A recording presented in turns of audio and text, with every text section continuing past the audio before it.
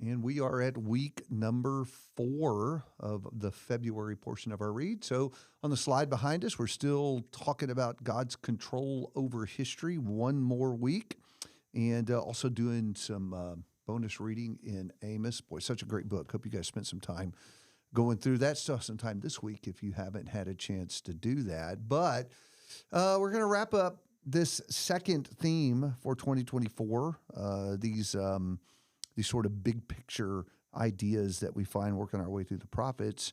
And you've given us 3 reads this week, Jeff, a couple from Jeremiah, one for Daniel. Yeah, but one concept. One concept. Well, we're still working God's control over history, except this time you've kind of leaped us forward in history, because we have talked about several times how God moved the nations when he was going to judge his people, raised up enemies, raised up leaders, and now we're kind of going to the end of that story when God would do exactly the same thing, raise up nations, raise up leaders to restore his people, which again reinforces that theme that God is at work in human history.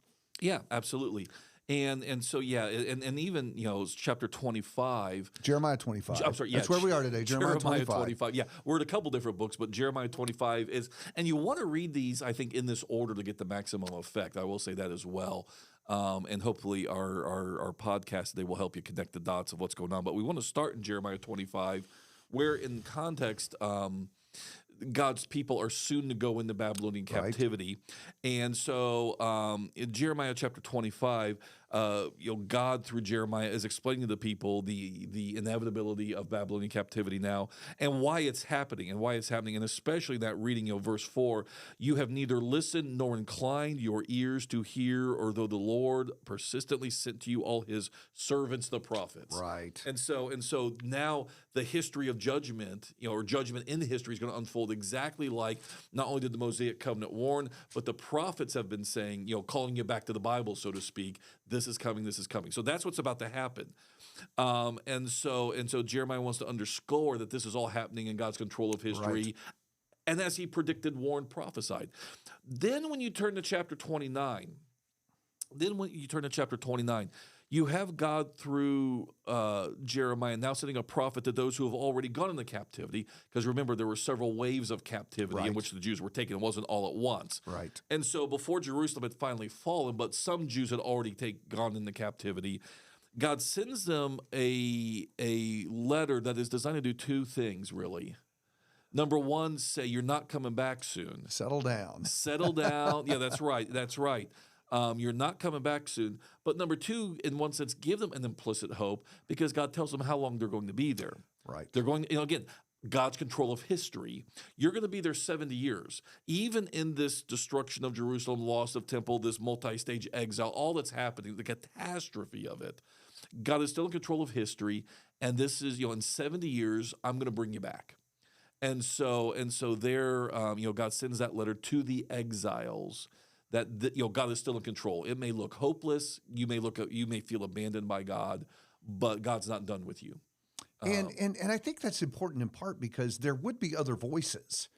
Well, that would be suggesting. Well, of course, all along there were voices who said this is never going to happen to us, right? And now it has, right? And then you would have voices who were saying, well, it won't last long. This will be short-lived. Well, that's the thing. Literally, in the 20-something chapters of Jeremiah, and the whole context of chapter 29, that's exactly what's going on. You had false prophets who were saying, it's going to be over in a couple of years, literally just a couple of years. And God says, no, I'm actually in control of history, and it's going to go a little longer than that. And the remarkable thing is, literally, it's going to be this long. Yeah. And when you think about all the moving parts of history that had to work to lead to the exit from captivity that's coming 7 decades later, it's just remarkable. Well, it's evidence of inspiration that you've got this pinpoint accuracy. Yeah. It's going to be this long, and then I'll work things out. So that, in fact, the truth is God's probably already at work setting in motion the cogs in the system that will result in his people's release. Well, sure, because remember, as we saw earlier, in the book of Isaiah, he'd already named Cyrus by name, a couple hundred years, give or take, before. So yes, I mean, God's already, back in Isaiah's day saying the agent of this at the end of 70 years. God hasn't told us it's going to be 70 years yet, but yeah, I mean, God's, how thorough is God's control of history? Well, God was actually talking about the guy who's going to bring this about, way back. So we have Jeremiah 25, you didn't listen. Right. So judgment's coming. Right. Jeremiah 29, now he says, and settle down. Right. You're going to be there a while. Yep. But then 70 years, I'm going to deliver you. And now the third read is from Daniel 9. Right. And in the take home that we gave everybody, it's only the first few verses. But really, if you want to read the whole chapter, because Daniel's prayer is powerful. Yeah, that's a powerful chapter. It is. But the bottom line is Daniel chapter 9, Daniel says, in the first year of Darius, the son of Ahasuerus, by descent of Mede, who was made king over the realm of Chaldeans, in the first year of his reign, I, Daniel, who was one of the exiles. Remember, Jeremiah, the first deportation. Jeremiah sent that letter to the exiles, Jeremiah 29, that we were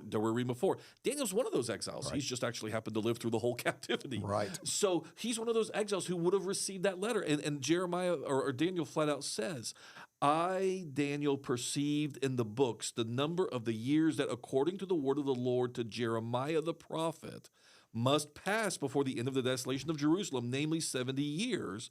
And the whole reason we've got that date formula at the beginning of the chapter is what Daniel's basically saying is, I've watched the calendar, and I read Jeremiah. And according to the calendar and the events, because the Babylonian Empire has just fallen, I know about Cyrus. He didn't bring up Isaiah, but that's all in the back there too. Right. Daniel says I can look at the calendar and look at events because I read the prophets and take them seriously. And so I now know the time is, verse 3, I turned my face to the Lord God, seeking him by prayer and pleas for mercy with fasting, sackcloth, and ashes, which is part of the formula for return anyways. You've got to seek me, God says. Right. And Daniel says, I look at the calendar, I look at the events, I know it's the time. And so, I'd encourage you, read the rest of chapter 9 because it's a beautiful and it's a powerful prayer Daniel offers. But the bottom line is Daniel knows God's in control of history. And not just in terms of doing what we want when we want the way we want. Daniel has accepted God's plan for history. And so because Daniel's accepted God's plan for history as God had revealed it back then, that's why he prays the way he does then and there. Because God's in control of history. So what we've identified, and I think we need to step back and big picture this, because we've kind of gone through, right, in your reading, and we've just picked out different segments of the prophets. But the thing that we're looking for in those readings is the theme. And, right. And the reason for that is the theme runs throughout the prophets. This idea that all the nations are subject to God, and he is at work to accomplish his will through the nations. And so we're not just going to see that in Jeremiah or Daniel. Right. All of the prophets, I mean, even as we're reading Amos as our supplemental read this year, this month rather, we see God at work bringing an enemy that's going to deal with the sin of Israel, right, taking them into captivity.